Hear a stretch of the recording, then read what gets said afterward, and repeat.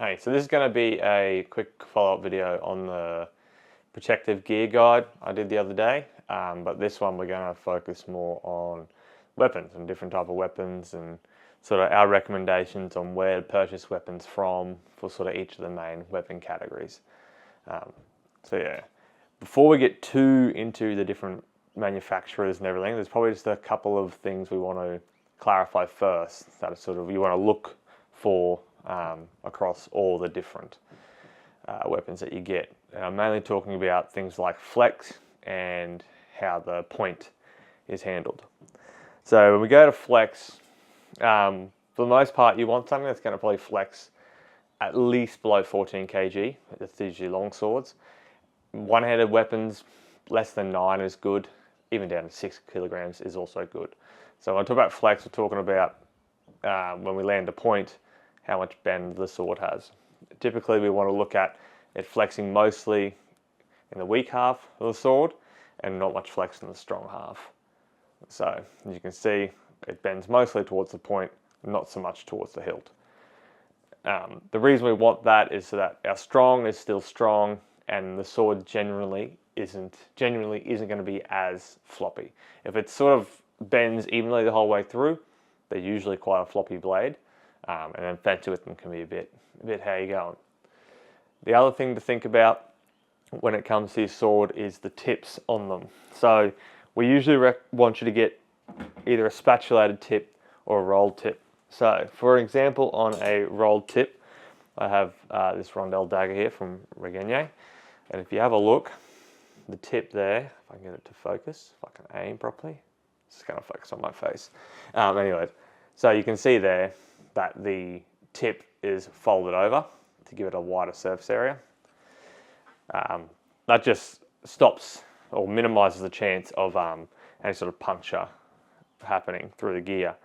On top of rolled or spatulated tips, we also tip the swords, but I'll quickly show you a spatulated tip before I get too much further into it. So on my Sigi King here, you can see that the point is spatulated or widened towards the end. So again, when it lands, it sort of distributes the force over a wider surface area, which minimises the chance of getting a puncture. Regardless of whether you've got a rolled, spatulated tip, sometimes we get like a rounded off tip, they're not as good. You're going to need to tip your swords anyways. So back to this one. So usually the way we do it is we'll put a bit of leather over the tip, and then we'll put a bit of leather cord or like leatherwork cord to tie it down, and then some gaff tape, coloured gaff tape around the top.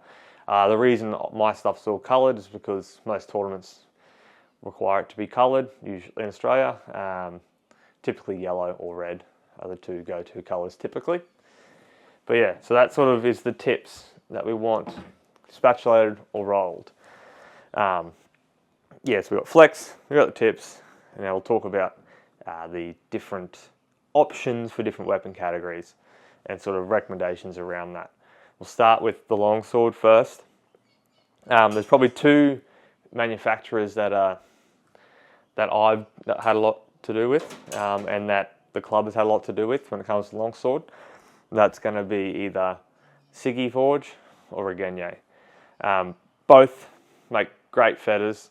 The Regenyei is going to be a little bit cheaper, and the Sigi is a little bit more expensive, but the Sigi is sort of up a premium, I guess. But the Regenyei swords are also great. I've never had an issue. One note, when you do order your Regenyei longsword, fetter, it would be advised to get the light flex. On the website it says that they're not made for tournaments, the light flex, but I've used two variants of these in plenty of tournaments and I've never had a break or anything. This is the Italian fetter, so the only real difference between all the other fetters is just the shield design down here, and I've got the upswept quillons and just the little, I think they call it the pear or onion pommel. This one I got the spatulated tip, but it's tipped anyways. You can, another option for longsword hilts that is quite popular, it's another Regenyei, is to get rings. Most tournaments in Australia, if you ever want to compete, will let you use the rings. They can get in the way a little bit of putting your thumb on the back of the blade, but it's in here or there. You can always put your thumb on the back of the grip anyways. So that's 2 Regenyei options. They come in, there's 3 different variants of Schilt. There's spiky, Italian, which is this one, and then wide. They're pretty much all the same. I just like the look of the Italian, so that's what I went for. When it comes to Sigi Forge, I'll go back to here. This is the Sigi King, which is like their sort of long sword shaped trainer. It's not a fetter or fetish shirt as such. This here, this is my wife's longsword, is the Sigi Maestro. So you can see it's got that Schilt with the narrower blade. This is the shorty variant, so it's a little bit shorter in blade and handle length compared to a standard length Sigi. I'm going to show these next to each other, so you can see this one's a bit shorter. Another thing to note is you look at the blade geometry. So longsword, the Sigi King, which is the blue one, it has a sort of a typical longsword blade, whereas the Maestro, it's got the Schilt. Sigi have a couple different fetter types. The basic Sigi Simple is good. The Sigi Standard is good. Sigi Concept is good. Pretty much any of the Sigi fetters will do the job. They're all very, very good swords, and I've never had an issue with any of them. I've had a couple. But yeah, for longswords, they're probably the 2 go-tos. You could buy, there's other brands like Castille Armory, they're pretty good, but I haven't handled a Castille longsword. I've only ever used Regenyeis or Sigis. But yeah, so that's longswords. Rolled spatulated tip, get a Regenyei. If you get a Regenyei, get the light flex. Sigi, they're all the same flex value pretty much anyways, and they're all good. Next weapon type I'll go through, which is probably more relevant to our club, we use it a lot more, is saber. The sword I would have used to recommend for military saber, we can't buy anymore. So the manufacturer knows Regenyei Armory. They've sort of not making swords at the moment anymore. They've had some internal troubles. So some of my go-to recommendations I can't actually give at the moment because I don't think you can get the swords. But luckily we've had other saber development happen by other manufacturers, and so I'll go through a couple that I've used that I can recommend. I'm not going to recommend something that I haven't used. First one for saber is the Sigi saber. This is the Sigi Pro. So the Pro just means it's got the ears on the hilt. They make the Sigi saber big, I think, which is just basically still a bowl guard, just doesn't have the ears on the side. You can get whatever blade type from them, so they do like a slightly curved, which is this, and a really curved, which is obviously much more curved. All their swords are spatulated. They don't come with roll tips, they're all spatulated. And then they've got like a light or a standard version. So this is the light blade. The flex on these is fine. With the light blade, this is a light blade with a fuller, as you can see. Get the light or the standard blade, either is fine. They handle well, they're well built. They've probably got the nicest grip of swords that are out there. It's got the nice, you can get it with a little wire wrap internally. Nice back strap, which has a bit of mesh or like a grill pattern on it. Just help your thumb sit on the back of the blade a lot nicer. Yeah, these are obviously, again, Sigi's a bit more premium, I suppose, but their build quality shows, and it's, again, I've used this in a couple of tournaments and it's held up great. Another saber option, which a few in the club have got recently, is the Regenyei sabers. Let's get this one out. So I believe this is the Regenyei Light. Again, slightly smaller on the guard on the front than the Sigi. And the blade doesn't have any fullers, this is a flat blade, but the flex is fine. The handling is good. And yeah, I've seen it fought with a fair few times now, and it's held up great. Little burrs in the blade, but nothing more than any other training sword gets.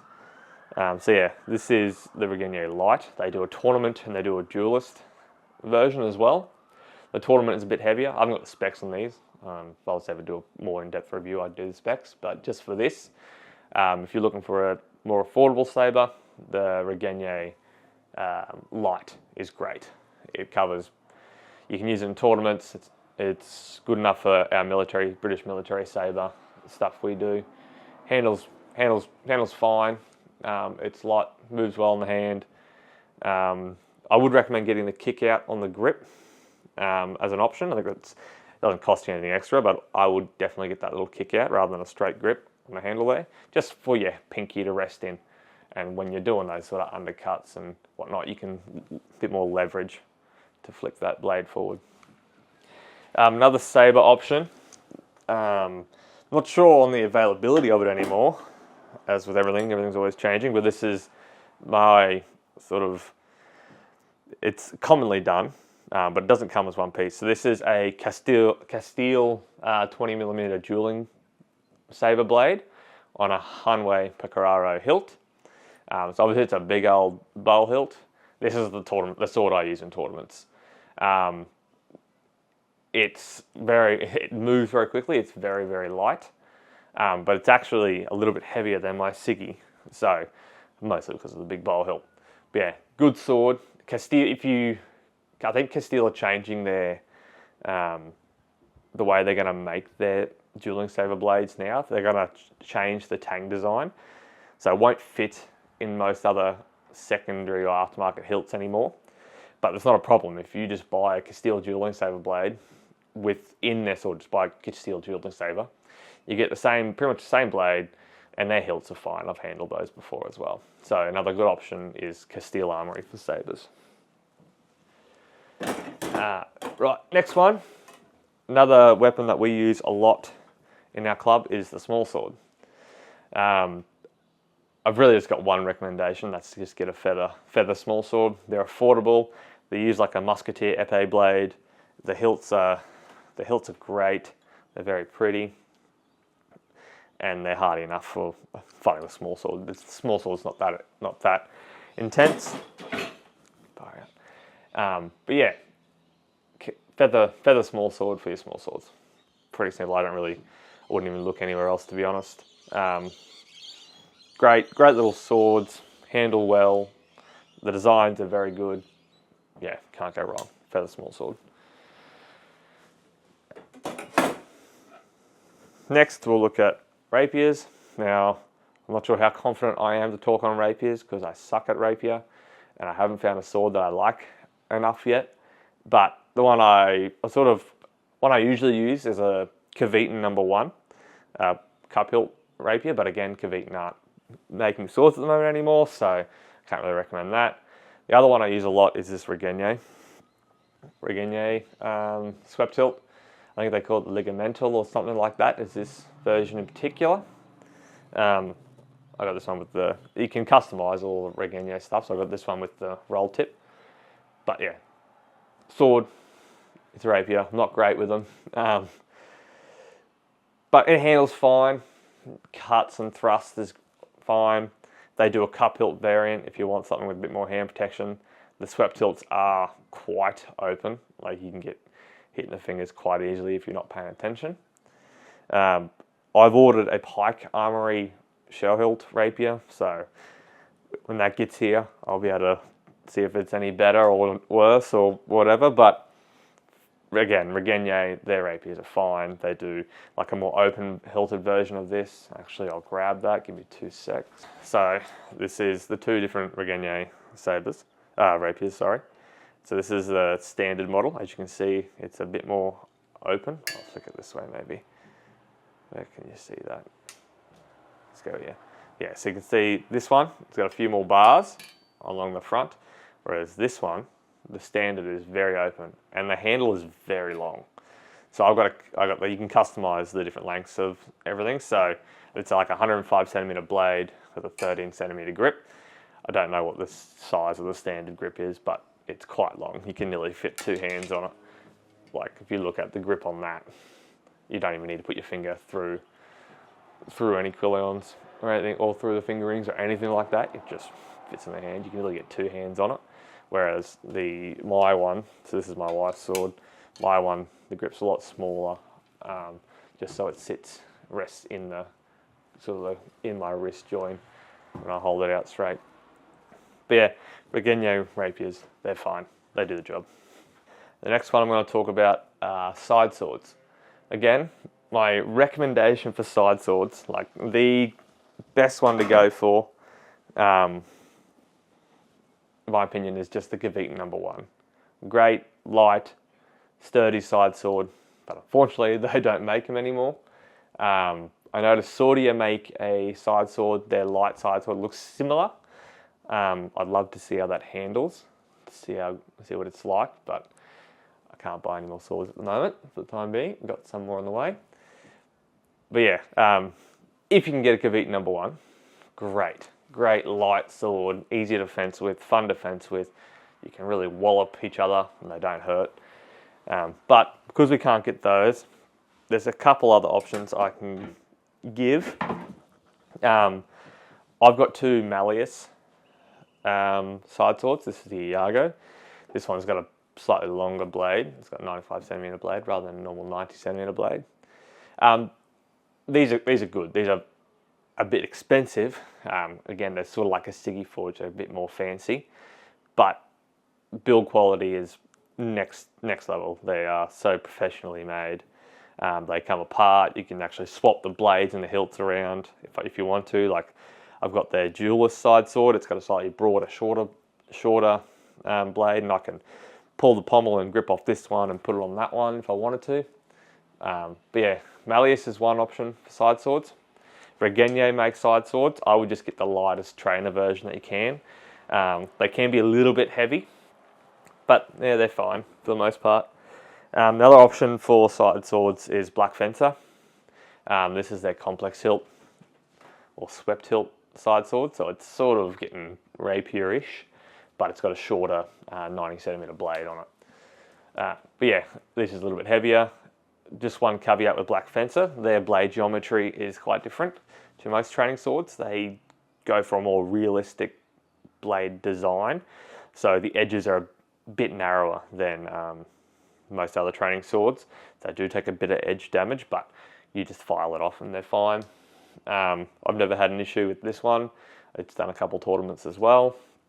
The grips are good on the Blackfencers, and they handle like a sharp sword. So I can recommend those. They do a simpler version or also a narrower blade version, which looks more like the Gewichten #1, and I can recommend that. If they're anything like these, I reckon they would be fine. When it comes to daggers, I can only talk to what I've tried. So for daggers, just get the Regenyei sail dagger with the flex option on the blade. Good flex, safe to stab people with. This shell is hard. It's done tournaments. This one I've taken smacks from like sabers and like heavy 900-gram sabers and whatnot. Never had an issue. I think Regenyei recently updated their dagger blade, so I don't know what the new one's like. But yeah, if you get the flex, make sure you get the flex. Otherwise, their dagger blades are just the steel bar. They don't flex at all. But yeah, for dagger, Regenyei. They do also do a normal cruciform dagger as well. And if you get the flex blade again, it'll be fine. But the sail dagger is nicer to use. You get that bit more hand protection. You can get away with lighted gloves in that as well. On daggers, not that we really train with them much, but I put this one up before. So this is a rondelle, just for dagger drilling, like Fiore stuff. You wear it on you while you're fencing longsword, and you get to a grapple, you can pull it out and stab. Again, when I talked about dagger flex, this is just, they don't make a flexible rondelle because you're not really fighting with them. So there is no flex in that blade at all. It is just the steel bar. Like if you sharpen that, it'd just be a dagger. So yeah, rondelle daggers from Regenyei are also good options. Broadsword. Broadsword's a funny one because there's not many manufacturers that make them. I've got two I can show today. First one I'll show is the Blackfencer. This one. So this is my Blackfencer broadsword. Again, like I was saying with Blackfencer, they're basically using a sword blade. So they do take a bit of edge damage, but I've fought this one a fair few times. You can't really see it, but there's no edge damage. I run my finger along that just fine. No problems, like one little chip there, but you know, file it and you're good. The point is, it's like a broad point, but slightly spatulated. It's hard to tip it because of the shape it is. And I have landed a few thrusts on like the inside of someone's sword arm, and it gives them it has hurt them a little bit. So I usually try not to be too thrust centric with it. As for the basket on these, it's a, you know, your general Scottish Highlander regiment basket. The handle's like a plastic handle. It's fine. It's peened. Handles well. You can use the point. You can cut. I like it. I like it as a training weapon. Yeah, so Blackfencer is one option for broadswords. Another option, especially if you're in Australia, for us, we've got Tim Harris down in Melbourne. He's an Aussie swordsmith, and he makes broadswords as well. So this is one of his Scottish Highlander broadswords with sort of like a feather type blade. So a lighter blade, doesn't hit anywhere near as hard. Great option if you want a broadsword in Australia. You can just message Tim Harris on his Facebook page. One of our other clubmates, this is one clubmate. Another clubmate has sort of a standard sort of size HEMA blade on it. Again, it's a little bit heavier than this one, but it works fine. He also does like an English type basket hilt as well, sort of like a George Silver period sword. Yeah, hit him up. His baskets are sturdy. They're good sparring swords. Another option is Armour Class as well, but they're based in Scotland, and I don't know lead times or how long they'll be for their swords. But Tim Harris and Blackfencer, great for broadswords. Another weapon I forgot to talk about, because I don't really think about this weapon ever, is the spadroon. So broadly, there's also technicalities, but I'm not going to get too into it. Spadroon is basically if you take a small sword, hilt, make it a little bit bigger, sometimes make it a bit beefier, and then put a cut and thrust blade on it rather than a straight thrusting blade like a small sword. That's spadroon. It's like trying to be a small sword and a saber / backsword at the same time. For HEMA, there's probably two options that I've seen that are decent. That's going to be either your Armour Class or your Castille Armory. There's a couple of Castilles in the club, and there's just one Armour Class spadroon in the club. Yeah, spadroon, Armour Class, Castille, or just be an adult and buy a saber. It does the same thing. Right, I'll cover a few other sword types. So we don't really train it much at all, but arming sword, this is a Cavetan, so you can't buy it anymore, an old style Cavetan arming sword. If you want an arming sword, I think Regenyei make arming swords, Sigi Forge make arming swords, and Blackfencer make arming swords. The Sigi Forge ones, if they're anything like their longswords or sabers, I'm assuring they're great. Blackfencer, they're going to be similar to the Blackfencer blades and maybe a bit more sword-like. And then Regenyei, well, like Regenyei, all their stuff's fine. So if you want arming sword, Regenyei, Sigi, or Blackfencer are good. Next one is Malleus rapier, which is sort of like a German style side sword, early rapier type thing. This is a Blackfencer model. So it's got a slot, like a knuckle bow ring thing, and there's the side ring. They're fine. We don't train them. We don't train Malleus rapier at all. So, but I've had it just to play with. They're fine. Blackfencer make them. Regenyei make them. Who else? Don't really know. I don't really look at German side swords. Like Bloss Armory, I think, make good, from what I can remember. Bloss Armory make good Meyer rapiers. But if you're into Meyer rapiers, you'll do your own research. And then another option for arming swords, side sword kind of things is Poker Armory. I think they're based in Poland. Forget the name of the sword, but it's just like a really early period side sword, later period arming sword, I suppose. This is with a single knuckle bow. Again, I think they've updated their flex. This was a little bit stiff, but I think they've updated their flex to fine. So that's Poker Armory. Other things, bucklers for sword and buckler. This is like from the Knight Shop, I think, in the UK. Just the Knight Shop generic buckler. You can buy bucklers from, I can't remember, Medieval Fight Club, I think, is another Australian company that gets in bucklers. For the most part, a buckler is a buckler. It's used for reenactment. If it's used for HEMA, they're all sort of the same thing. This one I got from the Knight Shop, I really like. The handle's good. I do have another buckler as well. So another really good option for buckler is, again, Poker Armory. Their buckler is quite nice. It's got this nice timber handle. Not too heavy, good size, and yeah, when it comes to doing your sword and buckler stuff, Poker Armory make really good bucklers, so does the Knight Shop. So yeah, that covers pretty much all of our different weapon types that we use in the club.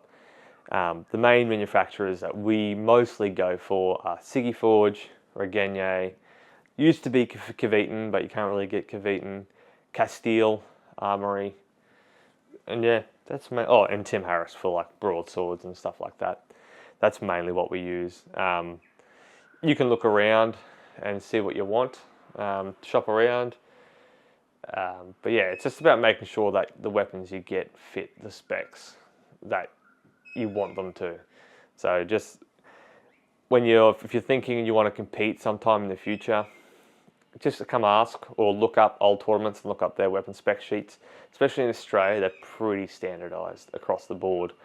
So just take that into consideration. The main thing that's going to catch people out, especially with like competition swords, and if you want to fence in your club and go a bit more intense, is just the flex on blades. You don't want to get something too stiff. One, your fencing partner's not going to like it very much when you land a thrust straight to their face and you waffle their nose with the mask, and you will also then most likely not fence, properly. You won't commit to decent thrusts because you're worried about the sword not flexing in the right way and looking after your fencing partner. So take note of the flex of weapons or training tools when you're looking at buying them. Make sure you get either a rolled or spatulated tip. You're going to have to tip your swords anyways. I think that's a rule in our club anyways. If you want to spar with steel, you have to tip your swords. But yeah, I hope that helps. Should cover most things. If you're not sure, get a Regenyei, get a Sigi, get a Castille, get a Tim Harris, and you'll be fine. Right, thank you very much.